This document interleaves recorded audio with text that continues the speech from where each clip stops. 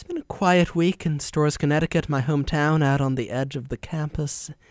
Some would say the weather has been dull these last few days, although other people such as cashiers, might counter that claim by saying that the weather has actually been quite nice, and that the people who say otherwise have simply been spending all their time indoors doing things like writing monologues and trying to write stories and reading classic science fiction novels. But in any case, the temperatures have been in the 70s, so however you slice it, I think it's safe to say that the weather this week has been average. Undeniably average? Like me? Undeniably average, just like you. But there are so many aspects of Storrs that are undeniably above average, and one of those aspects is, of course, Storrs Center, that undulatingly fabulous downtown area otherwise known as the Storrs of Storrs. It's the place where people from all over Storrs come together and undulate in true harmony. Now, usually when I'm in Storrs Center, the first place I go is the Dog Lane Cafe. Sit. Stay. A few days ago I was there, and I found myself instead walking up the path past the Dog Lane Cafe in the direction of Sweet Emotions, the candy store often referred to as the loudest candy shop in the quiet corner, and occasionally even referred to as a candy store so famous, so delicious, so ubiquitous that Aerosmith named a song after it back in 1975. Of course, if Sweet Emotions paid me to come up with their slogans, and my mother probably thinks they should, they would probably sound something like this. Folks, if anyone ever tells you that Sweet Emotions candy doesn't contain enough sugar, then you'll definitely have to take that remark with a grain of salt. But much to the dismay of Sweet Emotions' PR team, people don't come to Sweet Emotions to enjoy a nice bag of delicious slogans. They come for the candy. Because Sweet Emotions has the largest candy counter in Connecticut. Our candy counter is so long that if you put 9,391,234 of them end to end, they would go all the way around the world. Of course, if you put 9,391,234 of our candy counters to end, then you have way too much time on your hands. Hey, know why Sweet Emotions locks up its candy counter behind reinforced steel bars every night? I don't know. Why? To prevent a counterattack. I did a better job. That's right. Now, of course, Sweet Emotions' candy counter is against a wall, so unfortunately there is no girl behind this counter, but there is typically an incredibly nice guy working the front register, and the other day was no exception. The guy recognized me as soon as I walked in and said, Come on in. We're doing a special sale today. 50% off any purchase that includes both Nutrigrain bars and Starburst. It's our way of showing UConn's Health Center that although we might be a candy store, we care about good nutrition. Or at least, we are capable of pretending we care about good nutrition. And I said, well, did you know that I wrote a story about Nutrigrain bars and Starbursts a year or two ago? In fact, I'm considering writing a poem about that story. And he replied, a grand idea. When you know what you want to say, nothing can bar you from bursting onto the scene. While I have your attention, allow me to ask, why did you refer to this register as the front one when it is in fact the only one? You're going off script, aren't you? What? I'm sorry. The only register in the store. But I had no idea what he was talking about. It was undoubtedly a well-intentioned inquiry. It just didn't register. In fact, nothing much registered until I walked out of the store and came across yet another kind of counter. A woman standing in the middle of the town square claiming to be a counter and demonstrating this by yelling at random people, I'm a counter. 1, 2, 3, 4, 5, 6, 7, 8, 9, 10. And at one point a young boy was walking by with his mother, and he noticed this woman and yelled, Lady, you're a pretty good counter, but as far as I'm concerned, you don't count. And his mother, appalled at his rudeness, snapped, Shut up, Ray!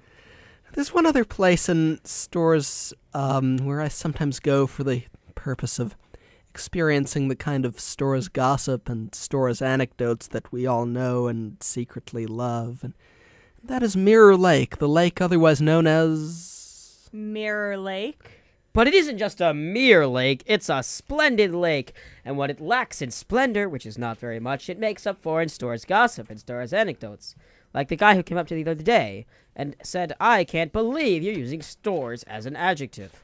The last time I was down by Mirror Lake, I couldn't help but listen in on the conversation of a young couple who were sitting under a nearby tree. He was telling her a very intriguing story about bodies of water as she continually acknowledged that she was, in fact, listening. So get this, Kate. Sometime during the Middle Ages, somewhere in the midst of a scarcely populated plain in Mongolia, or maybe Brazil, there were two bodies of water. I'm listening. They had obviously been discovered by someone who enjoyed bowling because they were called the Strike and the Spare. I'm listening. And one day, there were two random people walking by. Their names were Bob and Jack. I'm listening. And all of a sudden, Jack turned around and Bob wasn't there. Jack turned his eyes to the nearest body of water, hoping against all hope that he would find his friend bobbing up and down near the surface of the water, but he did not. I'm listening. And just as Jack was about to give up hope, he saw Bob climbing out of the other body of water. I'm listening. And Jack said, "Bob, I thought you had decided to go swimming in the Strike." To which Bob responded, "No, Jack, I was in the depths of the Spare." I'm just glad he didn't try to jump off the bridge in Paris, because if you tried to do that, you'd be insane. You know, it reminded me of a guy I once knew. His name was, Come on, Josh. We're over halfway through this monologue, and I haven't had nearly as many good lines or characters as Marco has. I'm supposed to be your CEO, second best to you.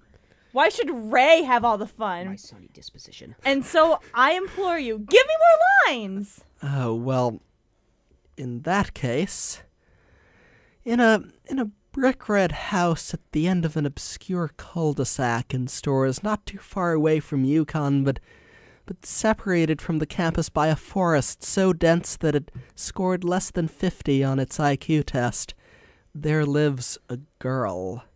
The name of this girl is Lisa Carr, and I have the privilege of knowing her. Aw, Josh, it's always a privilege to know you and to be in your monologues. But I have a question. Is my name a pun? I can answer that. Lisa, I am proud to inform you that your name is, in fact, a pun. And for those of our listeners who have not yet figured this out, allow me to explain. Lisa Carr. Lisa Carr. I'm Jim from the local Honda dealership, and you can lease a car for only $199 a month. So, for the remainder of this monologue, we're going to tell a love story taken straight out of the life and times of Lisa Carr. It's the story of a defining moment in Lisa's life. You see, Lisa lives alone in this house at the end of this cul-de-sac, and she used to spend most of her time drifting around the house making various types of observations to, well, no one. Of course, she more than made up for this lack of company by speaking directly to the walls and the windows and all the meticulous idiosyncrasies of her house. Good morning, windows. Time to rise and shine. You slept well, I hope. Wait a second. Do windows sleep? I don't actually know. But I'm sure you would tell me if you could talk. Hello there, intricate spiral wood carving on my mantelpiece. Are you glad to see me? I sure am glad to see you. Let me get a good look at you. What a pleasure it is to gaze into the center of your meticulously crafted self each morning, with the sunlight streaming in through the front windows. Hello, front windows. You don't think I was going to forget you, did you? And who's this? Is this my favorite wall? It's my favorite wall. Let me come over there and give you a big good morning hug. It's so nice to see you. Oh, I wish you could see me every morning. But I guess it's a good thing you don't have eyes, because then you'd be wall-eyed. Ha! Get it? Don't get me wrong, Lisa enjoyed this life. I mean, there tends to be the stereotype of sad, lonely people, some of whom are country singers talking to inanimate objects in their house, but Lisa had quite the rapport with the objects around her. She felt a simple ecstasy in this simple lifestyle, and it truly showed in her interactions with all these objects. But But what Lisa didn't know until one day a few weeks ago was that just a few houses away from hers on that cul-de-sac there lived a young man named Adam Felicis. I was named after two of Ali Paradis' friends, both of whom had better be listening right now. And one of whom has a name, that, when...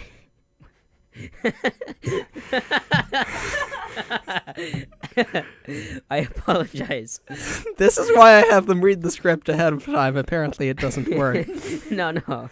I just like to clarify. Wait, it's not a word. That, when viewed from certain angles, bears a slight resemblance to a potion from the Harry Potter universe. Therefore, my name is, sort of a pun, so there. And on this particular day, a few weeks ago, Adam Felicis was engaging in one of his favorite activities, ringing the doorbells of random houses in an attempt to get to know the various fascinating people who lived in those houses, when he came across a brick-red house on his cul-de-sac that he had never noticed before. Despite the fact this brick-red house is located on my own cul-de-sac, I have somehow never noticed it before. I shall have to ring the doorbell and hope that the owner of this house is a friendly, fierce-spirited, attractive young woman who possesses a certain knack for having very interesting conversations.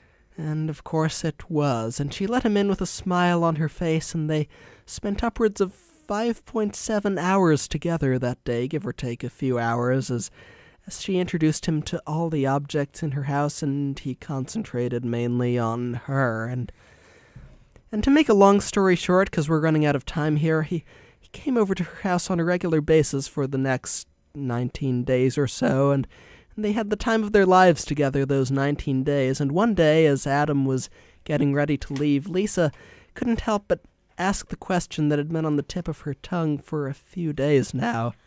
Adam, I have to ask, are you by any chance in love with me? And Adam gazed into her eyes and responded, Well, Lisa, I've been thinking about that, too, these last few days. But last night, I finally reached a conclusion.